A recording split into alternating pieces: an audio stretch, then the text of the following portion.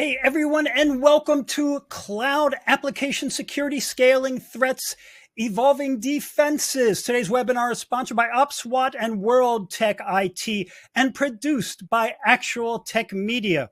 My name is Keith Ward. As you might have guessed, I am with Actual Tech Media, and I am super excited to be your moderator for this special event today. But first, I do need to cover some important housekeeping items. And the first one is we want your questions. Now, at the end of today's presentations, we're going to have a dedicated Q&A session, so keep those questions coming throughout the presentation. Now, that Q&A panel is also the place to let us know about any technical issues you might be experiencing. So if you can't hear something, you can't see something, something goes wrong, give your browser a quick refresh or two. That's the first thing you want to do. Typically, that'll fix all of your problems. If that doesn't work, then let us know in the Q&A and we'll get right on it and help you out. Okay, second up, in our handout section, that's right there next to that Q&A tab. We have some great free resources for you to check out, and I'd especially like to call your attention to links for more information from OpSWAT and World Tech IT, our sponsors today. Now, there you'll also find a link to the ATM Event Center, which has our calendar of more upcoming events just like this one. So check them out, see which ones you like, and sign up for any additional ones. Some really good ones I can promise you that are coming up too. Okay, next up, at the end of the event today, we're going to be giving away a $250 Amazon gift card to one of you listening to me right now. Now, you do have to be in attendance during the entire event to be eligible to qualify for the prize. The official terms and conditions of that prize drawing can be found in the handout section. All of that supremely boring information is also in the handout section. Scroll to the bottom and you'll find the link with all the details there. Okay. Next up, one of the best benefits of this event or any actual tech event is the opportunity to ask questions of our expert presenters. And we've got some great ones on today. So to help encourage those questions, we have a special additional prize for you. And that's another Amazon gift card. This one for $50 for the best question that comes in. So what's going to happen is after the event is over, we're going to gather all of those questions, pick the best one, and let the winner know that they have got a $50 Amazon prize for them. What do you think about that? Not too bad, huh? And with that, folks, what I would like to do is move on to the main event here. And I'm going to introduce our presenters. The first one is Adam, and let's bring Adam Rocker on here with us today. Adam is ready to go, the Director of Product Management for OpSWAT. Okay, next up, we have got Josh Brooks, Principal Solutions Architect. Josh is here with us right now. And finally, we have got Nav Gill, Director of Product Marketing for OpSWAT. So all three of our experts are here today. It is great to see everyone today. So now that you are here, you are ready to go. Nav, I think you are kicking this off today. So I am going to hand you the virtual mic. Please take over. Thank you, Keith. So welcome everyone to today's webinar on cloud application security. And we have an expert panel here, so please keep the questions flowing and we will incorporate them as appropriate as they go, or we'll do the Q&A at the end, but we'd love to see your questions as they go. So as we all know, everyone is or has been really migrating to the cloud, right? What does that mean? And it's not a one and done, it's multiple clouds, the multi-cloud verse. So as well, the poll question's already there, and talking about the multiverse or multi-cloud deployments, what are the added threats that they introduce? We'll be covering some of those today. We'll also be covering how you can somewhat seamlessly integrate multiple cloud solutions into your existing workflows. We've also been hearing a lot about generative AI adding malware as a service or new malware at warp speed. Is that a threat? Is that something that concerns you? As I said, we have two experts here, so keep your questions coming. We will address them as we go as well. And let's get started and see what the poll results are. API security, anyone concerned about that? API security is really AI security, as I've heard our experts say multiple times. Right. Let's speak to them. Also, yeah, well, I'm seeing human error quite a bit. Yes, it's all about those access controls, but what can you automate? How can you address these threats with minimal human intervention? So how can you address them at scale? Okay, answers seem to be rolling in. That's great. All right. So we will be covering a little bit of the good news is we'll be covering them today, right? Yeah. So without any further ado, let's dive in. I'm going to go to the next slide. Here we are. All right. Hey, thank you guys for joining. Thank you for participating and giving us some fun data to look at. Like Nav said and Keith in the intro, there's a lot of we have a lot of information to cover, and really, we want to provide you guys with a good overview of what we see in the web application security and API security. The challenges that we have listed here are really, I think, what we hear from customers are the top type of issues that they deal with for web AppSec and API security. And lately, of course, AI has been all over the news, and that has bubbled up into a pretty big concern. So there's a lot of different things here that we can talk about, and I'm excited to get Josh involved because we love hearing from practitioners about the problems that they face with that customers are trying to solve. But I'll give it over to you now for the moderator stuff. All right. So my first question is for Josh. So Josh, AI, we've been hearing that a lot. People want to know more about that. Are you worried about new threats that are being added? How does, API security differ in the era of AI? Or does it? So I'll answer your question a few different ways, but to start with, it really doesn't. When we talk about interfacing with any sort of AI tool set, it's all API driven. So those fundamental security protections that we should already be applying, we should already have, or be on the way to getting applied, they're a foundational baseline for that.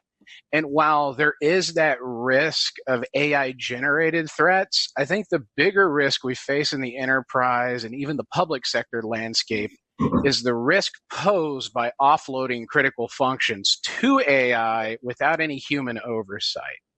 That is where we see tons of examples of people taking advantage of those, of even basic AI systems like OCR to their advantage. And if we're not protecting those API endpoints when it comes to file uploads, doing CDR, so on and so forth, we're putting ourselves at risk as we rely more and more on AI tool sets to do work. Okay. Next slide, please, Keith.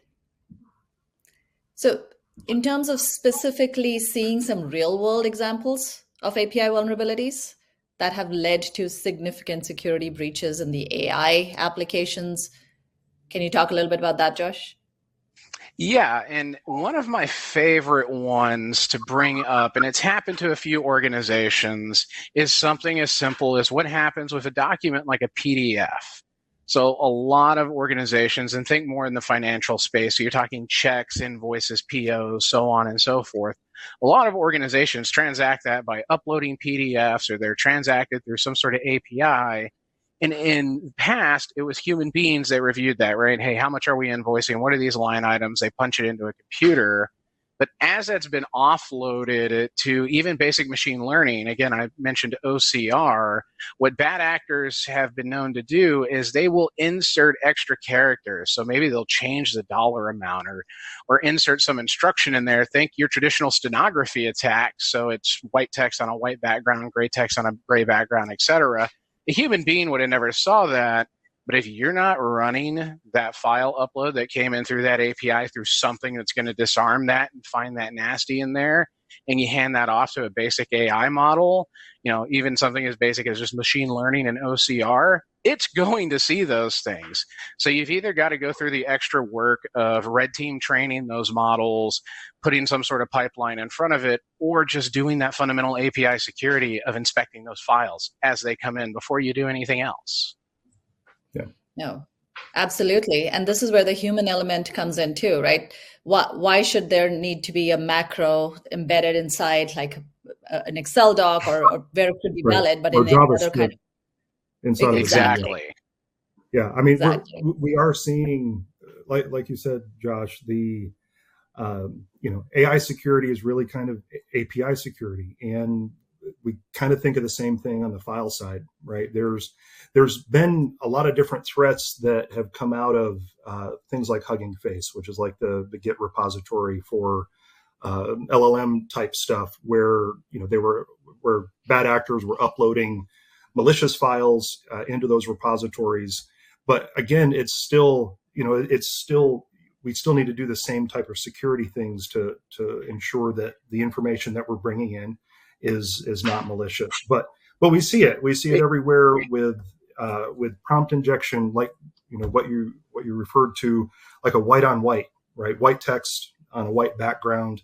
And the thing is, AI will pull that in and not necessarily be able to distinguish it between a good file that has business purpose and one that is not. And exactly. So while we're I was just going to mention, because it is something that happened just recently, there was a group of researchers that gave their proof of concept where you can actually feed, say, ChatGPT, Anthropic, et cetera, Unicode that even when it renders in your browser, looks like a normal emoji, but that's got encoded instructions that LLM model will interpret. Things as simple as that, if you're not disarming that flow of data that comes in, like you should have been doing for any of your APIs, looking at source code, supply chain attack, just like we would for traditional APIs, the Hugging Face example. It's really all of the same fundamental principles. Now, yes, there are new things that come with, especially these multimodal AI models and how we interface with them, but largely it's an API. Yes, there are going to be some new tools around specifics like prompt injection and having a red team model look at a prompt before it processes, things like that. But your core fundamentals, if they're not in play, you are at risk for things like data breaches and so on and so forth. Some of my favorite data breach related ones have just been simple input validation. Hey, we put this chatbot out there, but we didn't wall off the fact that you could ask it about the data it was trained on that may be sensitive. Things of that nature. So it all goes back to those fundamental practices before we start doing anything fancier that is AI specific. If we're not doing the basic API security steps, then we're really leaving ourselves exposed. The other thing I want to add there is education, right? The one of the things that kind of concerned me at the beginning of AI really starting to take hold is what type of new threats is it going to be? And essentially, it's being used to accelerate the creation of new malware, but not necessarily creating new malware, right? And so the user education part still comes in where AI is being used to create much better phishing emails, right? But there are still some of those telltale signs that don't click on something that you're not expecting. Something that looks suspicious very likely will be. And so it's not so much that that AI has changed file security. It's that it's maybe reinforced that we still need to do all the basic things that we have been doing to provide security up until now. Yeah, and I would agree 100%. It's not that it's changed any of this. It's really that we've got to double down on it, especially in examples where I gave you, like you take that PDF and you pass it to some sort of AI or machine model, whatever that automation workflow is. If there's no human oversight in that, you want to make damn sure that input has been validated before you just feed it to the machine. Right. Everybody talks about shift left, but when it comes to this stuff, we really have to get to the forefront, which is what everybody means when they say shift left. You got to get closer to the source code, closer to the input, closer to the client side. That becomes super critical in this new landscape. we've really got to inspect not just what comes into these models, but also what comes out of them. Yeah. That's great. Very good point. So what I'm hearing is, hey, yes, there are new threats, but some of the basic principles that we operate on still stay the same. And to go back to your example of phishing emails, Adam, no matter how much you educate people, and yes, that is needed, and there are still people who will click on a suspicious link. Oh, absolutely. So we need to have and I'll ask this question a little bit later on. Like in addition to the human training, we still need to have systemic checks in place to remove that URL, for example. Why do we have to give people the temptation, let's say, to click on it? Okay, so we'll cover that a little bit in depth a little bit later on. Moving on, I guess. So the next thing that we've really been hearing is, as people move to the cloud, and as it's a cloud wars, right? And it's happening on warp speed, as I mentioned earlier. There's nobody who's really like, maybe if you're a nuclear power plant, you're kind of air gapped, but everybody has some sort of a hybrid infrastructure right now. So everybody is exposed to the cloud, especially if you have web apps for public consumption, you are consuming APIs, internal, external, whatever. So in this era of the multi-cloud shift, or as workloads move more and more to the cloud worse, what are some of the things that people can, or what are some of the risks, and what are some of the things that people can do to make sure that their exposure across these multiple clouds and SaaS providers is limited? Josh? Yeah, so you've really got to take stock in what's important when it comes to securing these workloads, no matter where they run. So that usually knocks out a lot of the cloud-specific tooling, or your teams have to learn 3x, 4x versions of that. So we really look to design solutions around things like F5's distributed cloud architecture. We can take a well-known proxy WAF bot defense product that is next generation, deploy that from both a SaaS perspective as well as extend it into any of the cloud environments, on-prem, far edge, so on and so forth.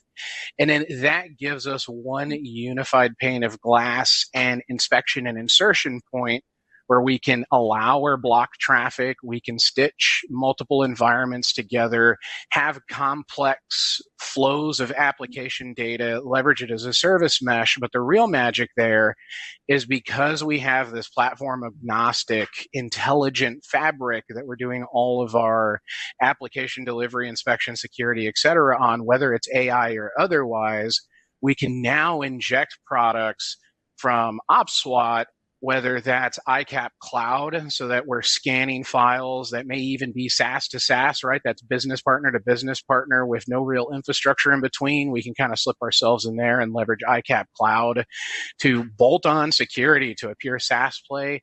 Or if you want to run it on your premises and then inject it in certain areas, certain flows, maybe as it ingresses or egresses a data center, we can stitch it in there and anywhere in between.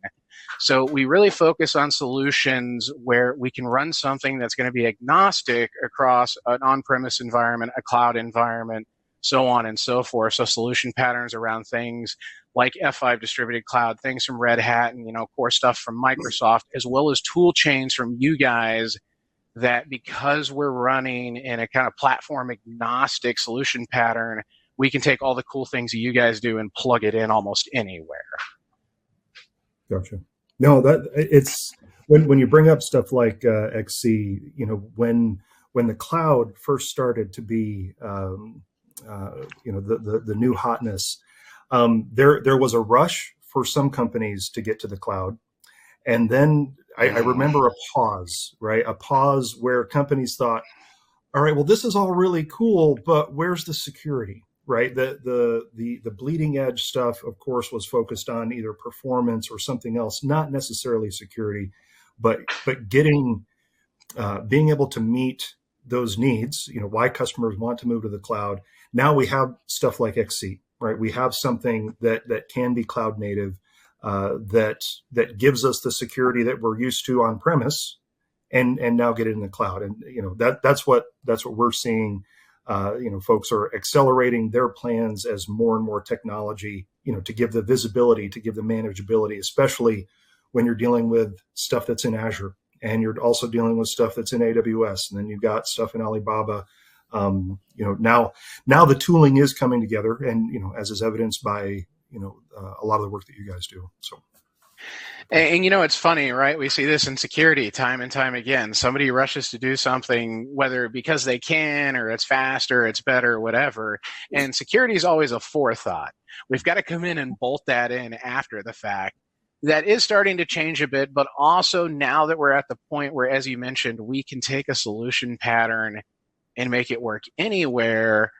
We're having a lot more discussions around security, and that is starting to accelerate movements to cloud and SaaS, but also that hybridization. We saw that funny trend, right, where everybody rushed to cloud. There was a pause. Right now, we're actually seeing a bit of a repatriation back to the data center. And some customers that are further along their journey, they've equalized somewhere in the middle. So we don't think anybody's going to necessarily be all in cloud or all in on-prem. It's going to be a spectrum. And just about everybody, unless, like Nav mentioned, you're a nuclear power plant and you're air gapped, you're probably going to be somewhere on a spectrum. So these solution patterns and technologies where we can have that single pane of glass, single experience across all architectures are going to just become more and more important as time goes on, in our opinion. Yeah. Glad you mentioned that single pane of glass, because one of the things that comes up again and again is then what hybrid architecture is a complex architecture, bottom line. So how do you gain that visibility of not just for your security, but even for compliance? And we will cover that a little bit in like some of the best practices, what you need to follow to achieve some of these compliance mandates even. So, well, let's switch to talking about some best practices. And Adam, I'm going to ask you to, you've covered a little bit that, hey, you need solutions where you can not just have visibility into, but also manage your deployments across all these multiple clouds as well as on-prem. But can you talk a little bit about what types of, agencies and mandates are out there? What are some of the cheat sheets people can use? Sure. So, the big thing that, we see stuff go in cycles, right? The rush to the cloud and then the pause. We see the same thing. Maybe we go to the next slide with compliance. Did I do that right? There we go. We see the same thing with compliance where it has kind of fallen into and then out of favor, right? It was something that everyone looked at and said, well, we need to be compliant because PCI came out, several other regulations, and honestly, a lot of what I saw it turn into was checking the box. It turned into a game. How can we just check the box and get past this hurdle so that we can be compliant and not get fines? That's great when everything goes well, right? When things don't go well, a lot of our customers come to us because they have failed some sort of compliance, right? They have failed an audit, something like that. And, one of the things that I like to tell people all the time now is, doing the steps to become compliant. That's your low hanging fruit to become secure, right? We have a lot of different regulations out there. The ones that are really good start to dive into, what is it that you should be securing, right? They'll tell you what are the main things that you need to take a look at. And, what we'd like to see customers do is get to that level of maturity where compliance is really part of their security plan, right? It's not just being compliant because we don't want to get fined, but it's being compliant because those are really the first steps toward security. Yeah, and that's something we around here call doing the in-between work, right? We've run into anybody that's done this long enough. You've run into the customer that's just trying to check the boxes with the letters up on the screen. And we always call that checkbox security. It's, you're meeting the absolute bare minimum But if you've got a sensitive organization, if you're doing something special, if that's going to put your organization at financial or legal, et cetera, risk, you really got to go above and beyond and protect that. So while all of these compliances, they've gotten better, right? I know a lot more of us practitioners respect them more now. Because let's say 10 years ago, we used to laugh at things like PCI. It'd be like, yeah, if that's all you're doing, you're not secure, right? That was some of the inside jokes. So that's gotten a lot better, and I'm glad to see it improved.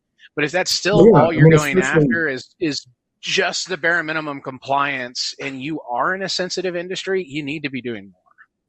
Yeah. And you mentioned PCI, their version 4.0 did a whole lot of that.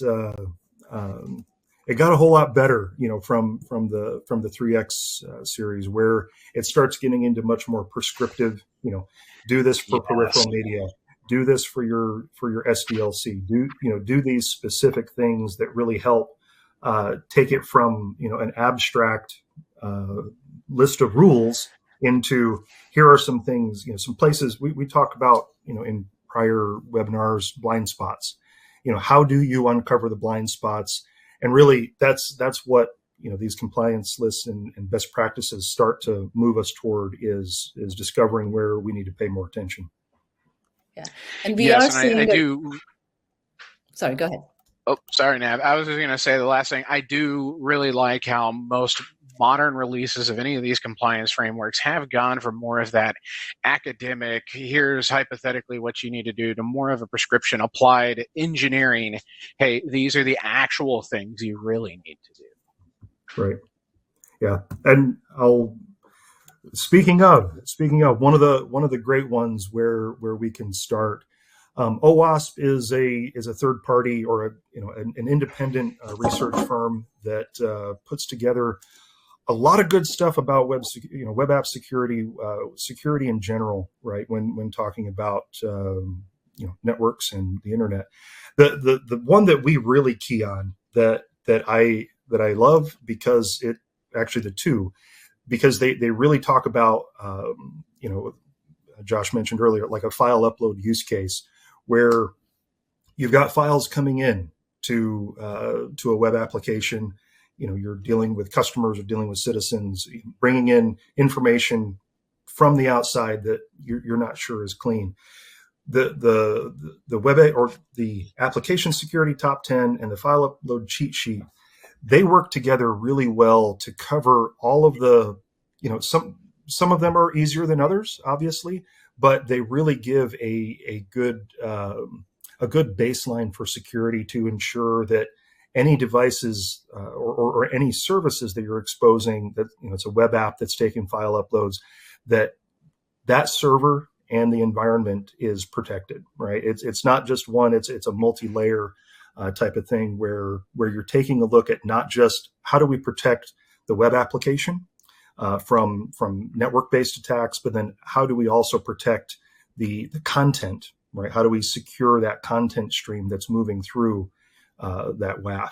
And OWASP has done a great job at keeping these updated and helping again uncover those blind spots that you may have. You might have the greatest web app in the world, but if it gets taken down because you haven't done the just the bare minimum to get things to a point where it's secure, then the content of the website doesn't matter if it's not up. So we really like to see folks take a look at these and see where it can help them become more secure. Yeah, so and I really want to double down on that second set of OpSWAT top 10, right? The file upload cheat sheet. Because I see a lot more customers, practitioners, et cetera, just walk into environments where they've cared a lot more about the OWASP web application top 10, and they've got an application that takes in PDF spreadsheets, something along those lines, and they haven't looked at the file upload cheat sheet at all. Right. And that's just going to become even more important as more and more applications, while AI enabled is a buzzword, more and more of them are truly going to be doing things with AI on the backside. And it's going to become more and more of a problem that needs to be addressed. Yeah. Yeah. And like I said, with the file upload, a lot of these are very easy to implement, right? Some of them you can implement. I know, done work with F5. There are some things that you can enable from the file upload cheat sheet within F5, right? So you can get either all the way there or part of the way there for the different sets based on the technology. But we talk about F5 because we do a lot of work with them. They do a really comprehensive job and have a focus on ensuring that those top 10 web app security concerns are covered. Yep, absolutely. And that's usually our stack if we want to hit both of those two top 10s, not the one up here now. But the last one is Big IP Advanced WAF and OpSWAT Meta Defender with the ICAP integration. Yep. There we go. So there was a couple other in here. I know we talked a little bit about AI, and there is an LLM top 10. It's a little bit different than what we kind of deal with on the the web application security side, but they're on the left as well as the API top 10, which Josh, I'm sure you're more familiar with that than I. But I don't know, any comments, right, for people watching? What are some maybe some gotchas? I love seeing these side by side, right? Because a lot of them play off each other. They're both important for AI workloads. Where a lot of people worry about some of these LLM top 10s, what I can say for a lot of folks is while you do really need to worry about, say, LLM 01 and 02 and 05, et cetera, if you're pulling in other people's models, if all you're doing is inferencing and you're consuming, we'll just say vended models, you don't have to worry as much about that training data poisoning. Yes, it should be a concern, right? You should be vetting your vendors. But if you're not training the model, that's less of something you've got to worry about, right? You have experts doing that for you that should be doing that. Likewise, model denial of service. That, sounds scary, but it's really all the same basic stuff we've done with WAF and DOS and bot mitigation for years. So a lot of these, if you really dig down into them, they're actually the same kind of things we've been protecting against forever, like prompt injection. That's input sanitation. Insecure output handling. That's present in normal applications, plugin design, et cetera, right? Now, some of these that are interesting, like LLM 09 over reliance, that's actually a human behavior threat where people become too reliant on the LLM doing their work for you, or excessive agency, giving the AI too much power, especially considering what we call AI today, if we're all being honest with ourselves, is not actually intelligent. It's the Star Trek Enterprise computer on its best day. We don't have AGI. We've got something that can fool us into, us thinking it might be intelligent. So, a lot of these things on the LLM top 10, it's more behavior driven and just a reinventing of all these things we had to worry about from the past. And in the OWASP API top 10, if you're designing an application today or you're using an application, you're touching APIs. So that should just always be top of mind for anybody, even if it's not related to this new hotness that is AI. Right. Great. All right. Do we want to talk about technologies, Nav? Yeah, because we've been talking about, most of the stuff, whatever practices we've been following for security, they still apply, right? So yes, there's now AI, and I'm kind of paraphrasing a little bit, like what we need is guardrails to prevent excessive agency, to make sure that the training models are not trained on production data. But some of the basic best practices for file security or API security that we've been following still stay the same. So this is, I'm asking Adam if you can give us a quick refresher on some of the stuff that's been around for a while, but it's more like, hey, this is common sense. We need to keep doing this stuff. Sure. Yeah. So one of the big things that we deliver with OpSWAT is multi-scanning, and essentially everyone needs AV, right? We're not trying to displace your AV.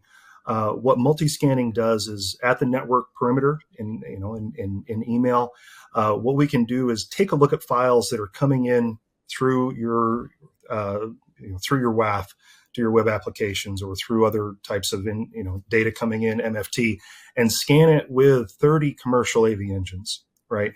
The power of that is that you can take the regional specialty, the regional visibility of each of these AV vendors, and combine it into like global visibility, right?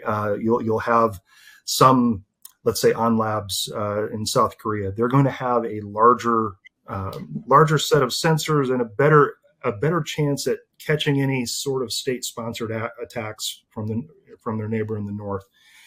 We're able to bring that intelligence into our platform, along with all the other engines, and give you a much faster response or a much faster verdict on those files that are coming in. So it really takes. Go ahead, Nev.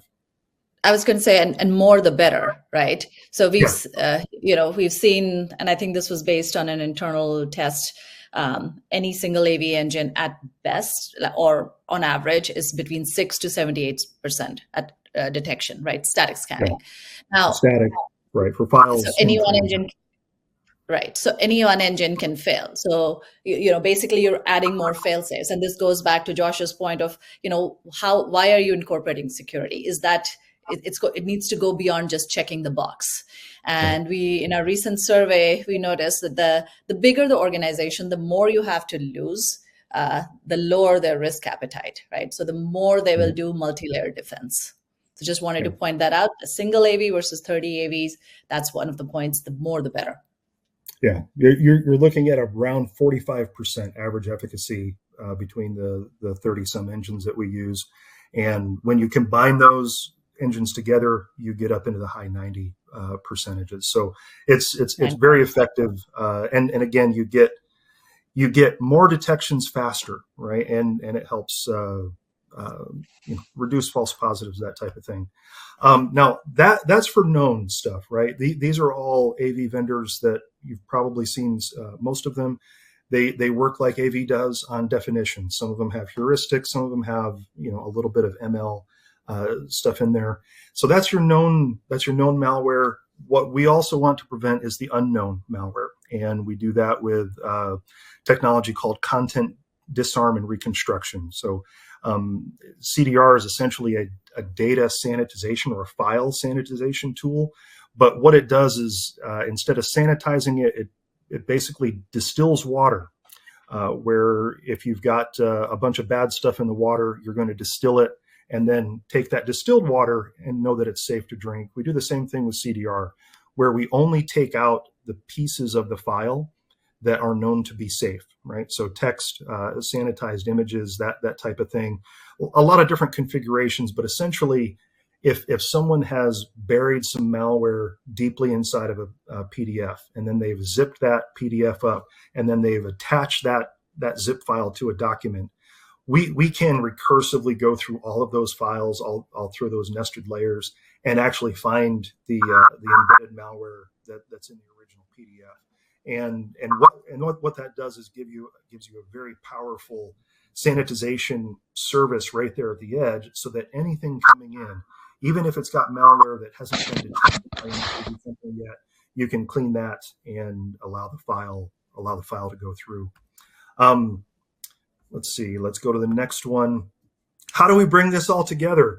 We have a back-end server that does all the cool stuff with the scanning, that does the multi-scanning, the CDR. We've got a sandbox and all of that too. But how do we make it easy for you to plug in these technologies with your current stack? Worldtech works all the time with F5. So we're going to talk about F5 because we love them as a partner as well. If you've got an F5 or any of these other logos, any of these other devices, you can very easily plug in our ICAP server and use the ICAP client that's already on those devices to send files over to us, and then we take care of the scanning. Very quick, very plug and play. It takes usually less than 5 minutes, and all the scanning and CDR that I talked about, we can get you those analysis results without any changes to your architecture. we have non-ICAP solution as well. You can connect to us through API and all of that. But where this kind of intersection for this topic comes in, ICAP server is a very it's a robust solution that just fits in easily to your network. Here's more of the logos that we support. There we go. So whether you've got file uploads and you've got a WAF or load balancer reverse proxy in front of it, or if you're using some sort of MFT or an SRA to move files from low security to high, or file sharing, enterprise devices, we can hook in via ICAP and scan those files as they're going through. So that's my quick pitch, and back to you. And that goes back to the single pane of glass that Josh was talking about, right? We've been in the age of like tool sprawl. It can get really complex really fast. So love the plug and play part of it, that you in one single integration you can manage pretty much. You do not need to add in anything new. It works with your existing infrastructure.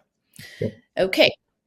So I think now we want to talk, we are at the last quarter of the hour. So we want to talk a little bit about the future. What we want to do, like with all these new threats coming, we talked about existing best practices, but where do you guys see 2025 and beyond? What threats do you see on the horizon? What are some of the things that people can do? What are some of the things that you wish people would pay attention to? So I'll start with you, Josh. Yeah, absolutely. So I think in 2025, we're going to see a lot more around AI, both from the threat actor side as well as the adoption side inside of our enterprises and public sector organizations and entity.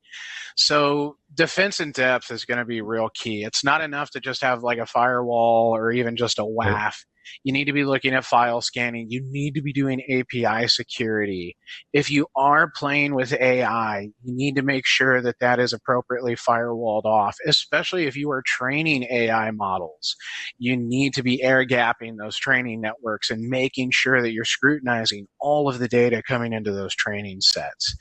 And then I think just proactive threat detection and monitoring is going to become even more key, because what I tell a lot of customers and a lot of people, if they're willing to listen, it doesn't matter how good your security is. It's not a matter of if you're going to get compromised. It's when you're going to get compromised.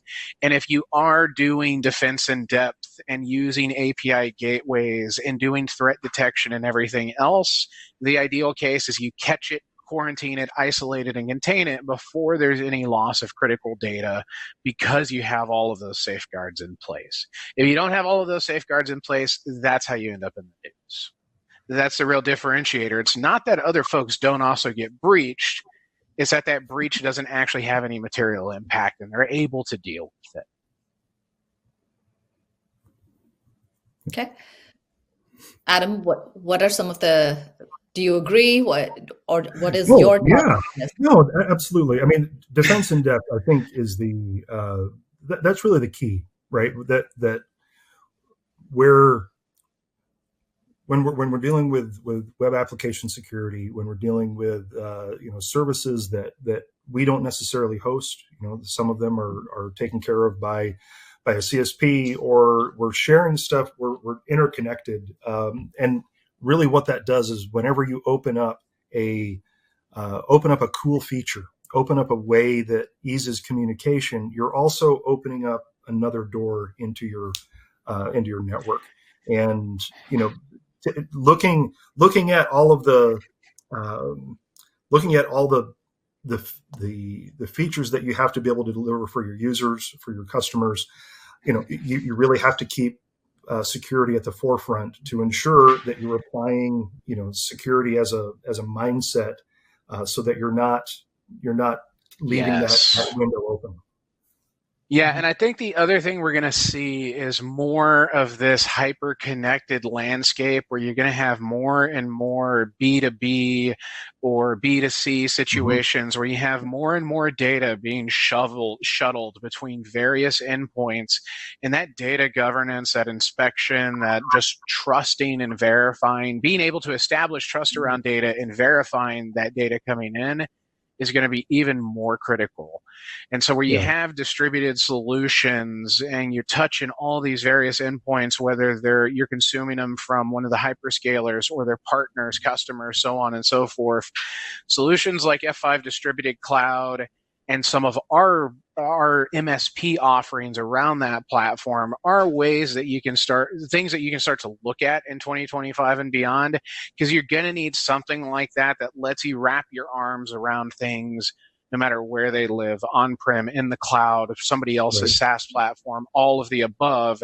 And then it gives you that inspection and insertion point to layer on all these tools we've all had forever, like what you guys have been doing just with the multi-scanning alone, right? You guys have been doing that for a long time, and that's what I used to always tell people the magic of OpSWAT was for the longest time, even back in the day. It's like, no, it's not just virus scanning. It's that you're using all these different engines.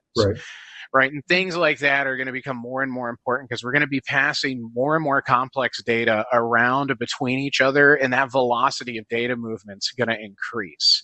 So it's just going to become a bigger and bigger attack surface that we've got to worry about. The one thing I just want to add on to that there is, especially as stuff moves to the cloud, right? For the folks watching, you need to make sure, what are your responsibilities in protecting that data, right? Your CSP is going to provide some level of security over the network. However, they're not necessarily going to secure your network. And so, always keep in mind, the idea that you're not always going to get, it's like the shared responsibility model for AWS. They're going to provide a certain level of security, and other pieces are going to be left to the user. And so, and ensure that you know what parts of security they're going to cover, so you're not left out with a blind spot. Okay. And so what I'm hearing, defense in depth, not just a buzzword, because, anytime there's a lot of talk about something, it gets discredited as like, oh, it's marketing fluff, or it's just a buzzword. So it's multi-layered solutions that you need to layer on that work well together. So based on that, defense in depth really isn't a buzzword for somebody to just sell you a stack of things like it used to be. Oh, you need a firewall and this and that and the other. It really is, you need various solutions that are highly pointed at protecting against pointed threats. And you need broad coverage to make sure, even if they slip through one of them, just like you guys do with AV engines, they don't slip through all of them. Right. So is there something that you both are very excited about for 2025 when working together? Is there a sneak peek of things to come? Or what are you most excited about in 2025? I would say the thing I'm most excited about in 2025 is going to be what we're going to be able to do around the security of AI workloads. And by that, I mean new and exciting things that are going to be coming from both World Tech IT as well as the partners we work with. And I can't share much more than that. But it'll be around things like prompt security and all of these little uplifts we need to properly protect AI, while making all of the table stake stuff, API security, much more easy to consume. Yeah, I would say similar, Nav. We can say, or we talked about AI and how the malware situation is not necessarily different, but we do need to start addressing those things in the LLM top 10 that we can, right? From taking our expertise with working with files, working with things like OCR, and DLP, and that's where I'm excited to see what is in store to make it actually easy for customers to take advantage of AI that's going to help them. Right now there's a lot of unknowns, and so we need to get the security built around it so that customers can approach it more confidently. Yeah, I agree 100%. Yeah. And one of the things that comes to my mind, based on the survey that we did with F5, Adam, is that a lot of people understood the risk. They understood, hey, they need to incorporate these solutions and they would find them useful. And one of the things was, how do you convince management of, because a lot of times the people who understand the risk and the technical aspects of it don't control the budget. So what is the first thing that come to mind? What would help somebody convince their management that they need to buy a certain solution or invest in future proofing 2025? I think you start with... Go ahead. Oops. Go ahead, Jeff. Oh, okay. Yeah, I was going to say from our perspective, right, because we do have those conversations a lot, where we know, especially around security, whether it's file scanning or otherwise, we know one of the best things we can do is a proof of concept or a proof of value. Say, hey, even if it's one of your QA endpoints, let's set up some VMs, let's slip the traffic through there, and let's just inspect it, and the proof will be in the pudding. And I got to tell you, it's basically, I'll say 9 times out of 10, because if I say 10 times out of 10, that's just absurd. Nothing's ever 100%. But almost 9 times out of 10, we find something in those customer environments that they were not aware of, whether we're talking about API security and endpoints that are doing things we don't want them to do, or transacting PHI, PII, so on and so forth, or file uploads coming in on their websites, or even partner portals. We almost always find something. So usually, I'd say if you're working with a partner and you really do have a need, and you have a threat there and you need help with management, you really want to work with a partner that's going to help you do a proof of concept or a proof of value. That's often, I find, the best way to just show those folks, hey, it's not theoretical anymore, right? You've actually put that risk on paper and you've quantified it, and you can show those leaders, hey, look, I know you guys haven't been bitten by this yet, but here's where you're exposed. Here's where the threat is. These are the things that could put you on the front page of the New York Times, right? And that's not a real paper anymore. It's all on our phones, but it has the same impact. Yep. Right. It's not just legal and financial, it's reputational too. So. Exactly. And that brand impact can be really killer depending on what you are, right? Like, say you're a financial institution, that customer trust is everything, because you're literally taking their money. Yeah. And it's also like your share price goes down. Like it's far-reaching impacts. Business goes down, and it's long-lasting. And sometimes it's hard for companies to recover from that. So I think we have 8 minutes to go, and I know we want to save some time for Q&A. I just want to quickly show people where they can go and learn more. So, I know we talked about, at least I mentioned the report that we just did, a survey report based on like a survey of your peers. The QR code is right there.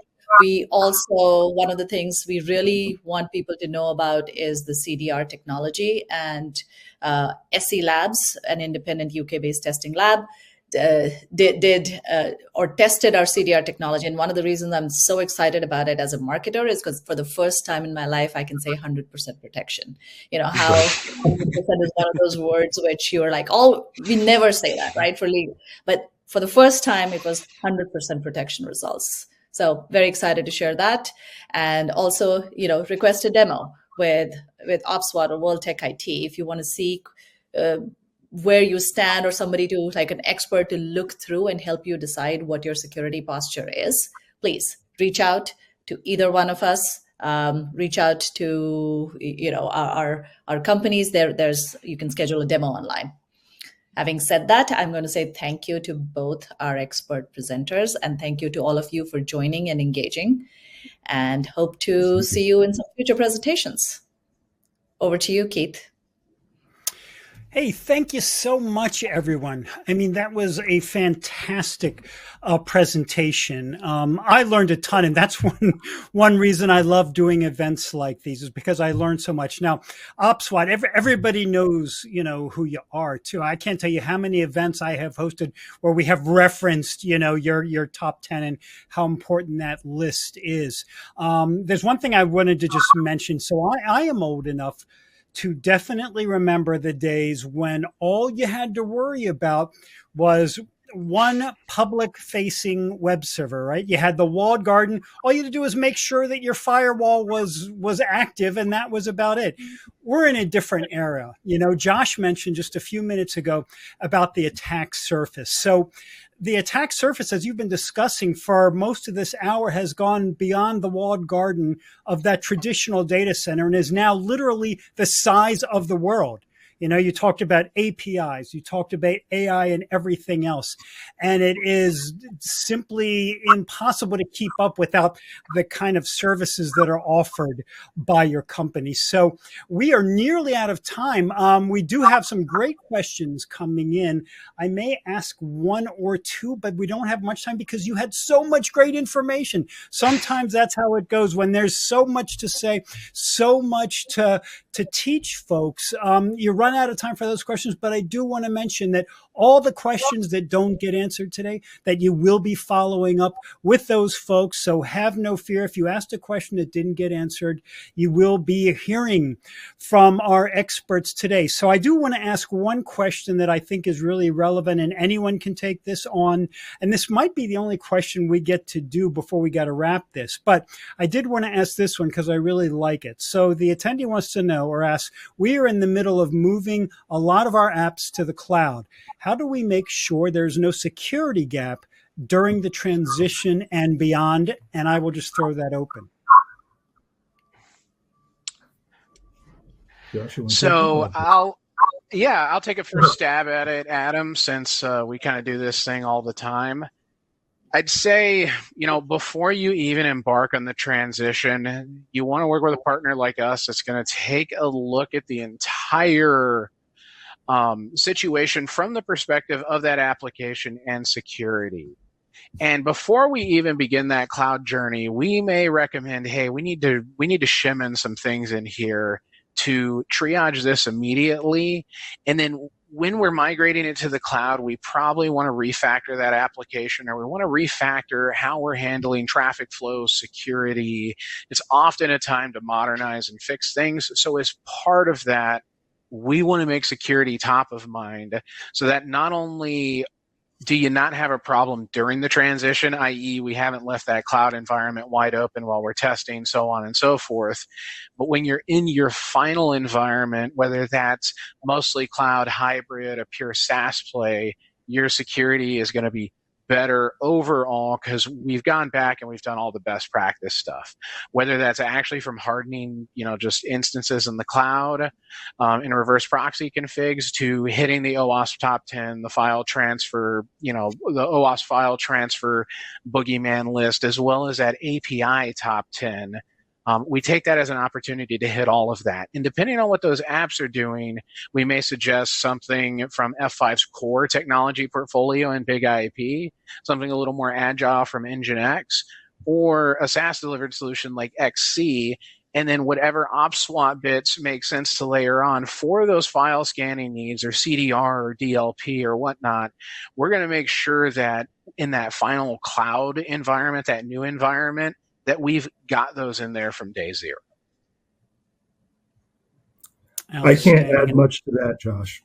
That's I mean, honestly, like moving to the cloud. I mean, whoever's doing that, best of luck. It's a big task, and yes, you really need to get folks involved that are familiar with it, because again, you know, what we don't want to happen when we're making this great move to the cloud to, you know, switch over to OpEx instead of CapEx, you know, all those things, we don't want to lose sight of those blind spots, right? And you might have a good handle on all the ones that you have on prem, but you really need to keep, you know, be aware, be vigilant in, you know, determining, hey, we need to take security seriously, especially as we're doing this move. And the thing I always tell people to think about the cloud is it's no longer your data center. You're renting somebody else's computers. So you really have to think about security from the context of, hey, I don't actually own any of this. I can't just go pull the drives and throw them in a shredder, or, you know, cut the network cables with scissors if we're getting hacked. You've got to think about it. Hey, this is my data. This is my intellectual property. This is my business's brand, right? That defacement threat, but it's not in my environment. So security becomes even more paramount during that cloud migration. Yep. 100%. Another way to summarize is good. Exactly. What you're really saying, all those answers to me, what I am hearing is, experience matters here. This is not something that you should really be trying to handle, yourself. Let the people with the experience who know what they're doing, who've seen everything you're about to get hit with. They've defended against it. They know what to do. So that kind of thing is so crucial to have. So I want to thank Adam and Josh and Nav for a wonderful conversation. So much knowledge being imparted here. So much learning going on. It's been an absolute delight to have you all here today. Thank you so much for your time. Thank you for having us. Thank you for having us.